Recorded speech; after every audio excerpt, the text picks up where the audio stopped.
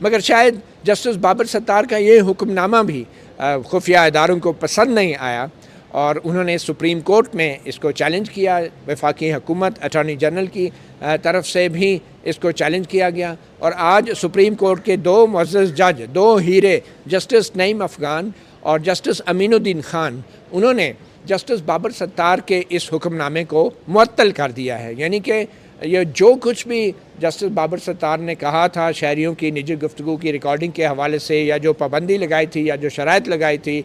तो उस सब मामले को न सिर्फ ये कि उस हुक्मनामे को मुअत्तल किया है, बल्कि इस्लामाबाद हाई कोर्ट को जस्टिस बाबर सत्तार को भी जो है